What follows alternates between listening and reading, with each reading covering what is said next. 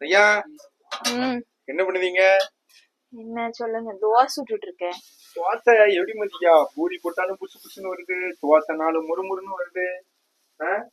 இல்ல கேக்க எப்படி இப்படி செய்யுது இதெல்லாம்? என் கையால. வாயில வந்துவோம் கையாலதான் செய்த. ஆ, இல்ல எப்படி ஒரு தோசை மாவு அரைச்சாலும் முறுமுறுன்னு அடிக்க, பூரி பொரிச்சாலும் இதா இருக்கு, சப்பாத்தி சாப்பிட்டா இருக்கு, இடியாப்பம் பூவா இருக்கு, மல்லிப்பூ இட்லி மாதிரி இருக்கு, இட்லி மல்லிப்பூ மாதிரி இருக்கு, இல்ல பிரியாணி டேஸ்டா இருக்கு, அப்புறம் ஆ. எல்லாமே நல்லா இருக்க. என்ன காரணம்? நீங்க என்னைய சந்தோஷமா பாத்துக்கிட்டீங்கல்ல, நீங்க ஏதாவது பிரச்சனை பண்ணீங்கன்னா மண்டையில ஏதாவது ஒரு ஏத்திட்டு சமையல் செய்யும் போது குழப்படி நடக்கும்.